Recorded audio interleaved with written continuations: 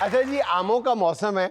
वैसे आमों का ताल्लुक तहजीब से भी ज्यादा नहीं है, क्योंकि कहा यह जाता है कि आमों को जब तक पूरी बदतहजीबी के साथ खाया ना जाए मजा ही नहीं आता। लेकिन खाने की हद तक तो ठीक है, लेकिन खाने के बाद उसके छिलकों के साथ जो बदतहजीबी रवा रखी जाती है वो काबिल एतराज है। इसलिए मैं ये कह रहा हूं कि इस बदतहजीबी का बहुत ज्यादा ताल्लुक आमों के छिलकों से नहीं है या आमों के मौसम से नहीं है, लेकिन आमों के सीजन में ये बदतहजीबी ज्यादा निखर के सामने आती है।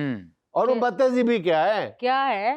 भाई, आमों के छिलके हमसाये के घर के सामने जाके फेंक देना। हाँ, यस सर, वैसे तो ये कूड़े करकट की बदतहजीबी है, लेकिन आमों की जो छिलकी होती है पीले पीले, वो बड़े नुमाया होते हैं, फिर उनकी खुशबू वो हमसायों को बड़ा तंग करती है।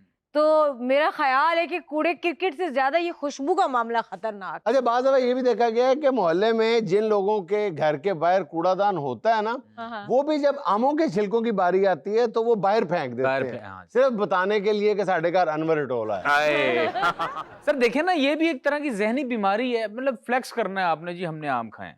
अच्छा सर, ये बड़ी जो सोसाइटीज हैं उनमें रहने वालों को शायद इस बात का इदराक नहीं है। जो छोटे मोहल्ले होते हैं इनमें लड़ाइयाँ हो जाती हैं, कूड़ा एक दूसरे के घरों के सामने। मेरा ख्याल है कि 50-60% लड़ाइयों की वजह जो है वो कूड़ा दूसरे के घर के आगे फेंकना है। बल्कि बाज जो खवातीन जो ज्यादा दीदा दिलेरी का मुजाहरा करती हैं, वो सफाई करके ना अपने घर के सामने सफाई करके जो है ना वो जो इकट्ठा हो जाता है गंदबला सारा, वो हमसायों के घर के सामने फेंक देती है, शो पीस बना के रख देती हैं। अच्छा, बाज जो मोहल्ले के जिम्मेदार शहरी है ना, वो ज्यादा जिम्मेदारी का मुजाहरा करते हैं।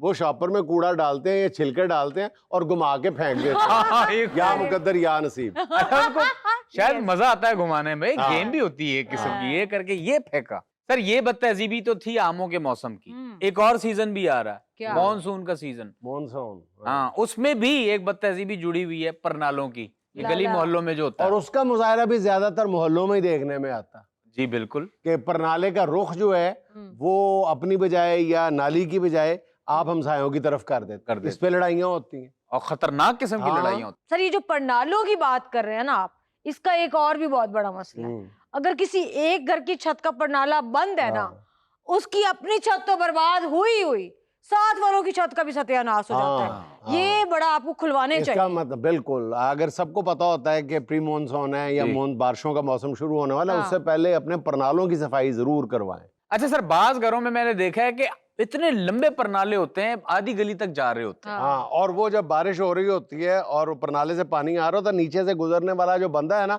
वो जितना गंदा पानी उस पे गिर रहा होता है उतनी गंदी गाली वो देता है ऊपर मुंह करके। भाई इतना लंबा जो पाइप तुमने लगाया, थोड़ा सा और पाइप लगा के जमीन तक ले आओ नीचे, ताकि किसी को तकलीफ ना हो। और लाला, परनालों को छोड़ो, लोगों ने तो घर के ऊपर जो टैंकियां होती है ना पानी वाली, उसके पाइप बाहर निकाले हुए होते हैं। 36 घंटे का मॉनसून जारी होता है। अम्मा जी टीवी ते मेरे पास तुम हो ला के सुते हुंदे ने, मोटर चल रही होंदी है, टैंकी फुल ओवरफ्लो ते गली स्विमिंग पूल। फिर कहंदे ने बेड़ा तेरे बिजली वालियां दा एडा लम्मा बिल घल दिता ने। अच्छा जी, मोहल्ले की बदतहजीबियों का जिक्र चल निकला है, तो एक और बदतहजीबी जो अक्सर गली मोहल्लों में घरों में ये लड़ाई झगड़े का बायस बनती है, वो ये है कि आप अपनी गाड़ी या बाइक जो है वो अपने घर की बजाय दूसरे के घरों के सामने पार्क कर देते हैं। हाँ जी, नहीं सर, ये आम के छिलकों का जिक्र जो किया था अभी कि पड़ोसी के सामने फेंक देता है शो ऑफ करने के लिए, हमने अनवर रटोल खाया है, तो गाड़ी पे भी तो उसका हक बनता है शो ऑफ करे। हाँ जी, बुढ़ी कहंदी नवी हैवल लिए 4 गवाड़ियां नु साड़ना ते बनदा है ना।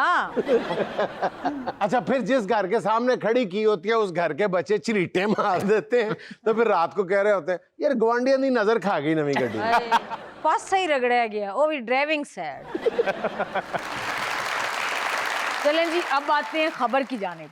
हरियाणा में मामूली वाक़े पर शादी बर्बादी बन गई। बारात में दुल्हन की नाचते हुए एंट्री, दुल्हा के बाप ने गुस्से में शादी खत्म करने का ऐलान कर दिया। क्यों, वो सही नहीं नाच रही थी? ले सही नहीं सी नाच रही, ओ ते बई शिंगारी घोड़िया नच नच के उन्हें भोए पाट देती। ओए होए होए, सर ये इसके ससुर ने सोचा होगा यार ये अभी जो खुद इतना नाच रही है, ये बाद में हमें कितना नचाएगी। मेरा ख्याल है रोशन ख्याल ससुर भी तो हो सकता है ना। ये बात माइंड कर गया होगा यार जो दुल्हन ने हमें डांस अपना भेजा था ये वो तो नहीं। Sir on a very serious note, शादी की तकरीब में दुल्हन का शर्माना ही अच्छा लगता है।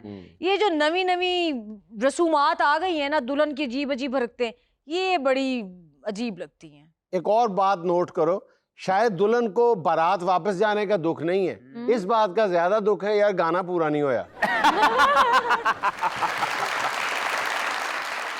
सर अभी खबर में तो दुल्हन ओवर एक्साइटेड थी ना, हाँ। अभी जरा वीडियो में देखिए कि दूल्हा कितना एक्साइटेड हुआ है। हाँ। ये उसी दुल्हन का दूल्हा है। सर उसने 2 फायर गन्स पकड़ी हुई हैं और उसने अपने सेरे को ही आग लगा ली। ओए आतिशबाजी वाली, अच्छा। ओहो ਇਹਨੂੰ ਕਹਿੰਦੇ ਨੇ बहुत खुश हो के ते अपनी खुशियों ਨੂੰ आप ही आग ला लेना। ओए ओए ओए सर, वैसे इस दूल्हे के सारे रकीब सोच रहे होंगे कि यार काश ये गंज ना आतिशबाजी वाली नहीं होती, बल्कि 12 बोर वाली होती, बल्कि 14 बोर वाली होती, मजा ही आ जाता। 2 बोर अपनी जेब से डाल देते ताकि बचने का कोई चांस ही ना होता। यार ये भी तो हो सकता है कि दुल्हन ये सोच रही होती। सर उसकी एक्साइटमेंट का लेवल तो चेक करें, उसका सिरा जल गया लेकिन उसने गन नहीं छोड़ी हाथ से। दूसरे हाथ से फायरिंग जारी रखी है। या फिर इसलिए बेचारा नहीं छोड़ रहा होगा कि कहीं उसका ससुर ये ना कह दे कि आज गन छड़ देती है, कल रन भी छड़ देगी। सर आप ये देखेंगे बाराती सारे दौड़ गए, कोई पास नहीं है। अब मुझे तो लगता है कि आवाज आ गई है या रोटी खोल गई जे।